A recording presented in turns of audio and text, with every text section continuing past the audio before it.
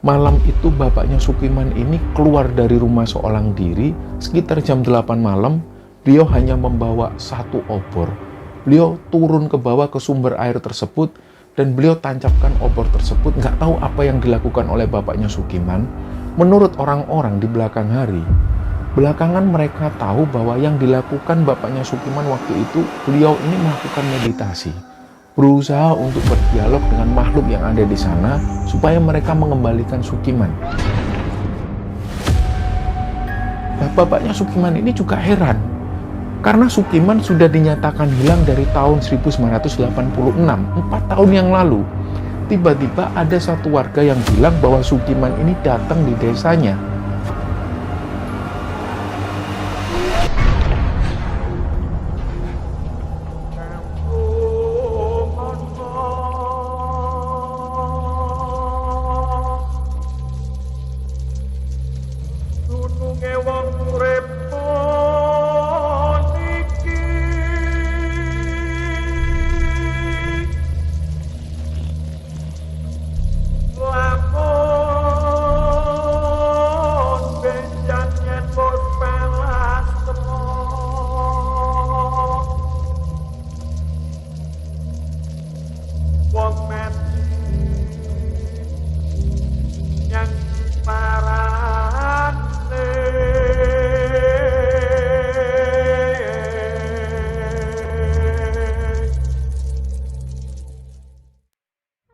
Bismillahirrahmanirrahim. Assalamualaikum warahmatullahi wabarakatuh. Sobat Kemara Sunyi dimanapun berada, pada kesempatan kali ini kami akan membagikan kisah yang dikirim oleh Sobat Kembara yang bernama Pak Bagio yang asalnya dari Trenggalek, Jawa Timur. Sebelum kita masuk ke ceritanya, untuk teman-teman yang nonton tayangan ini dan belum subscribe, jangan lupa untuk subscribe lebih dulu agar channel Kembara Sunyi ini lebih berkembang lagi dan kami lebih bersemangat lagi dalam membuat konten-konten terbaru di Kembara Sunyi. Dan untuk teman-teman yang telah mendukung kami sejauh ini, kami mengucapkan terima kasih banyak. Semoga amal kebaikan teman-teman dibalas kebaikan berlipat oleh Allah Subhanahu wa Ta'ala.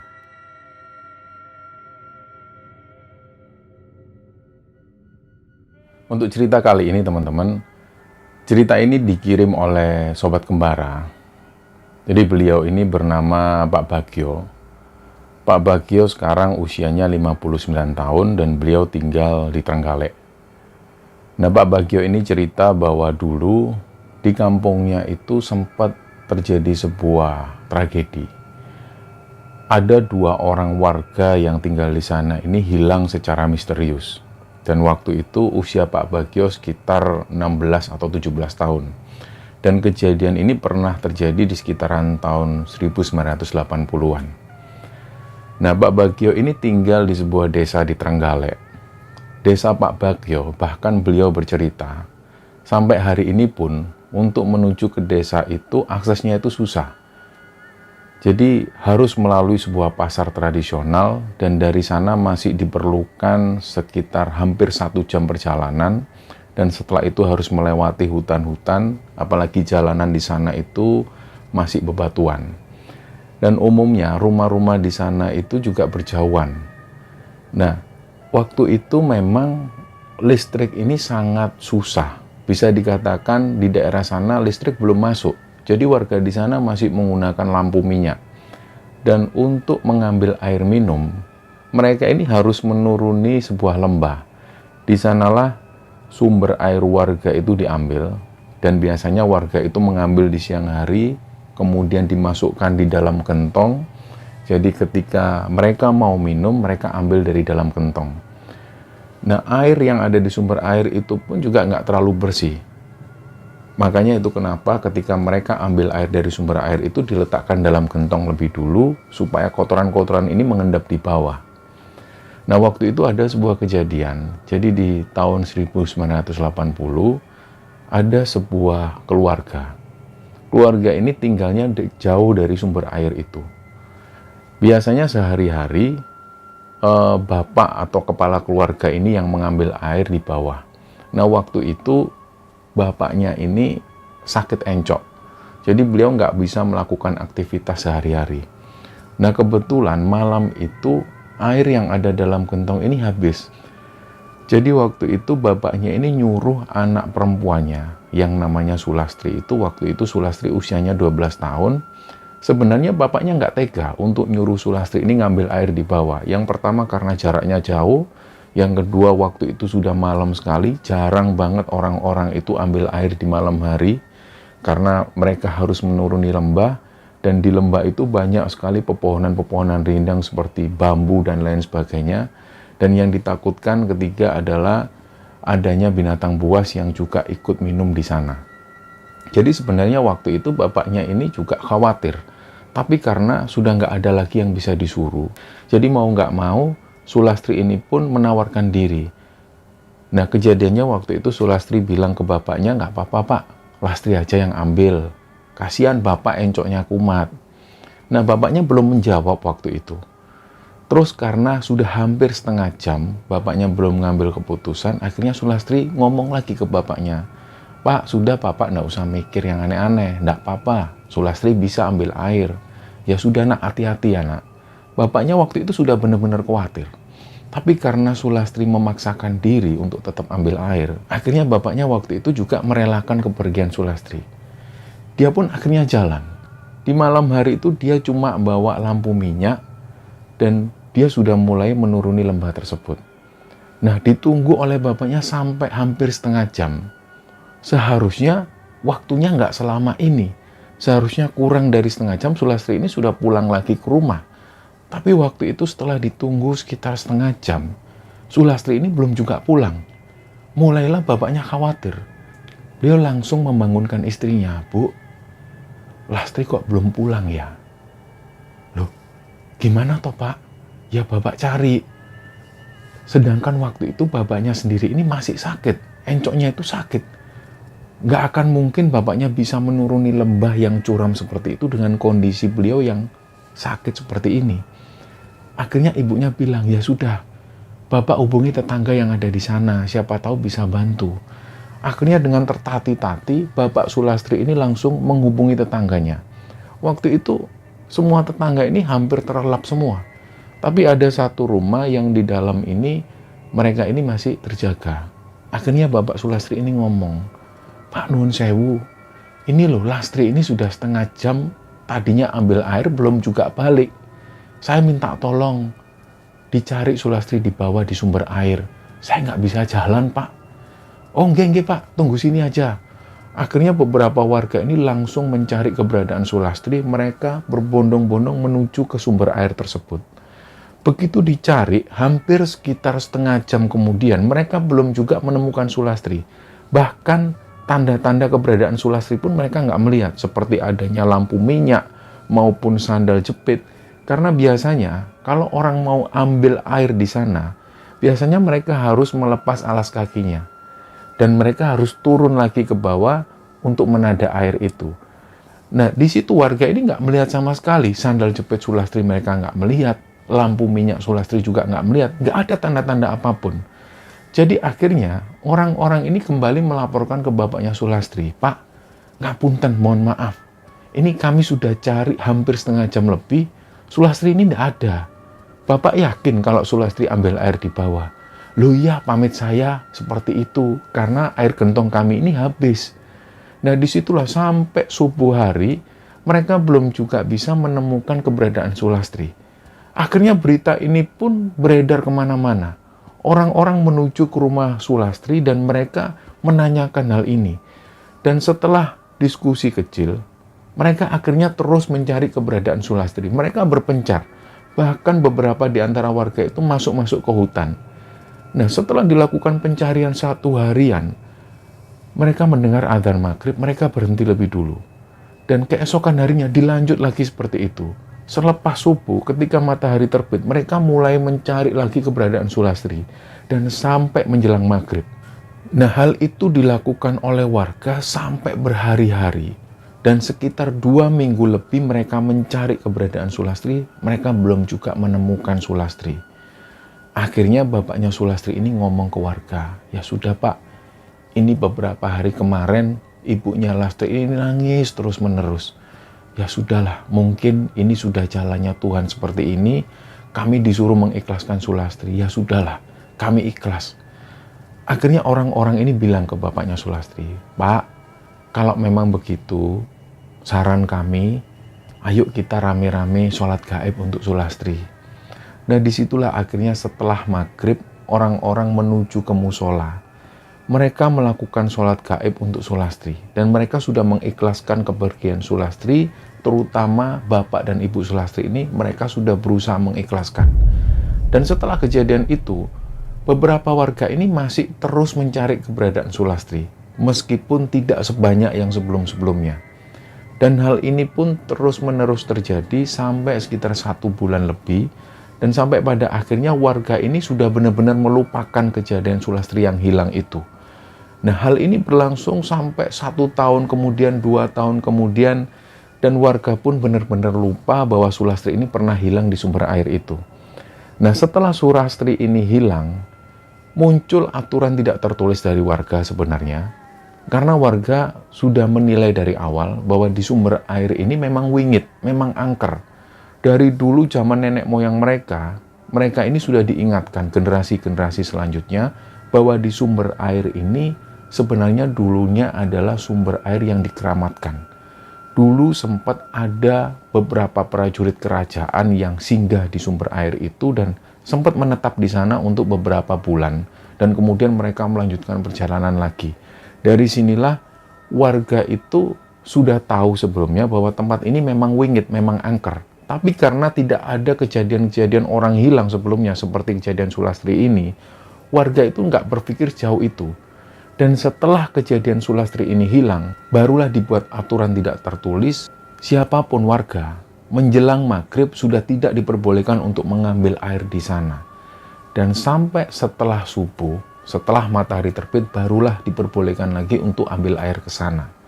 Nah, dari situ warga mematuhi. Bahkan ada tulisan yang ditempel di sana supaya warga ini tidak mendatangi sumber air itu menjelang maghrib dan sampai selepas subuh. Nah, aturan ini dipatuhi oleh warga sekitar. Dan bertahun-tahun kemudian, di sekitaran tahun 1986,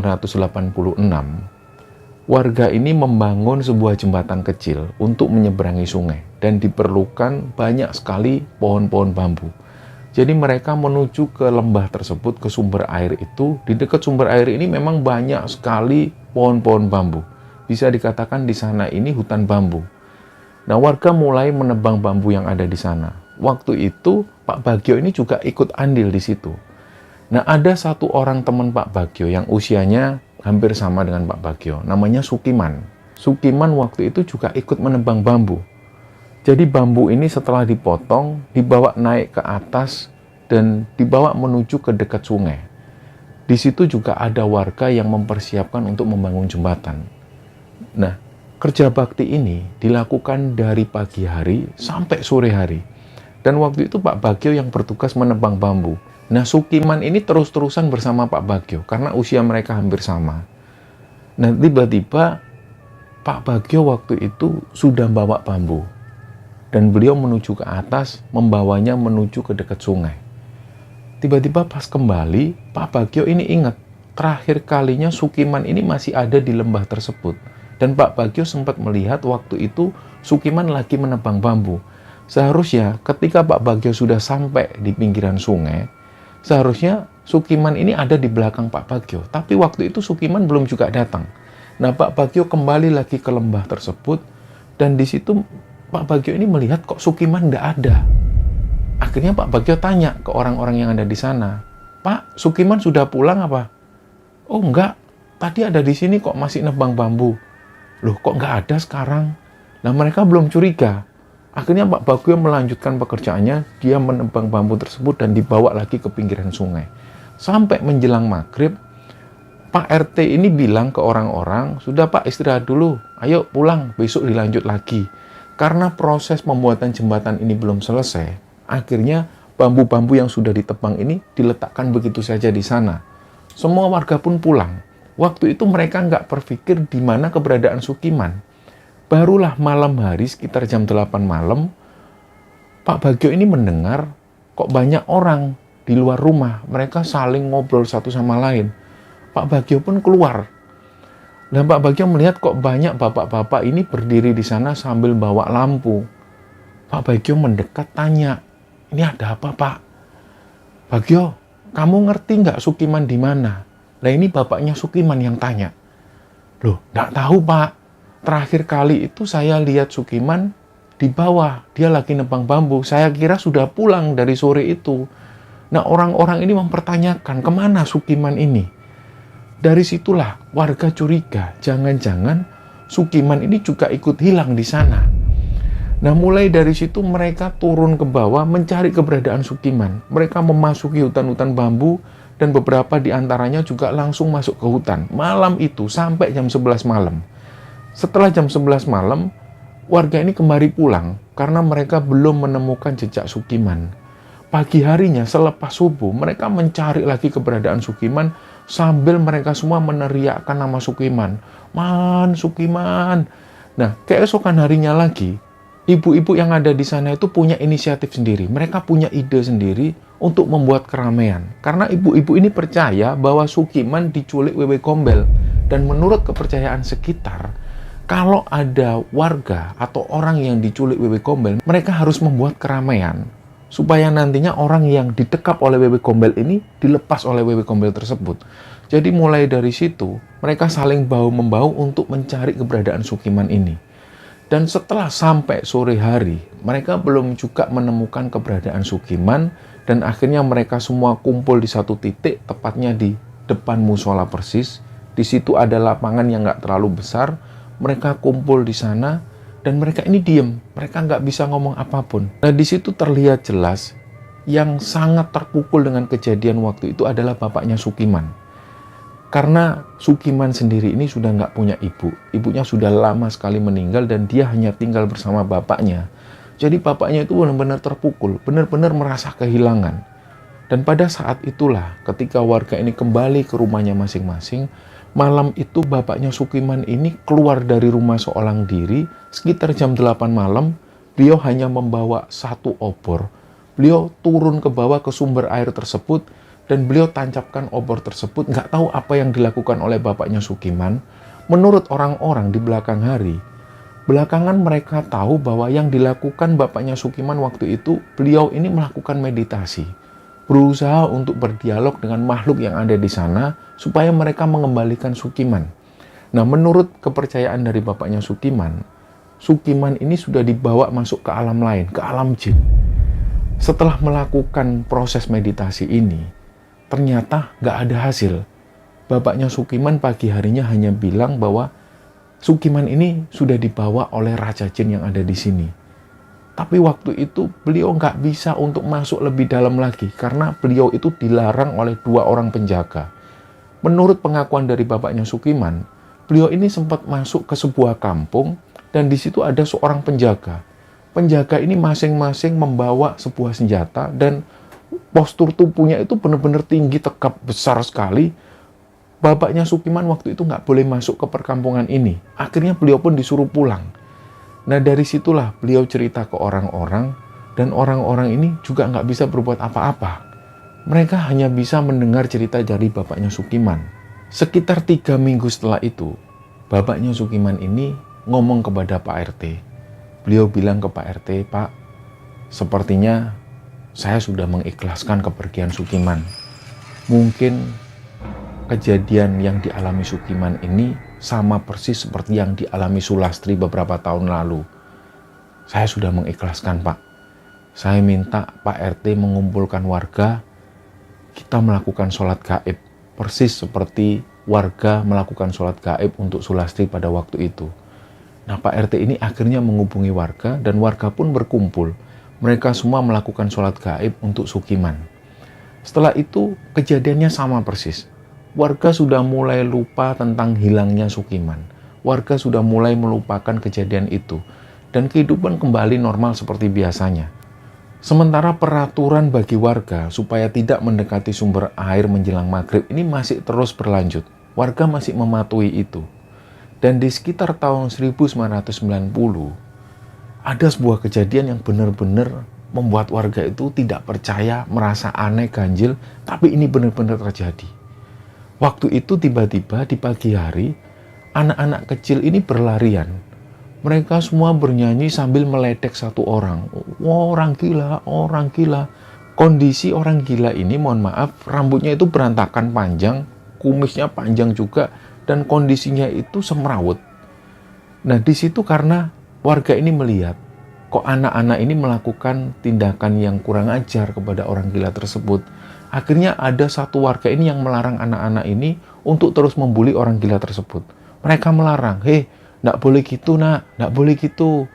Dan setelah melarang anak-anak kecil ini, satu orang warga ini pun masuk kembali ke rumah.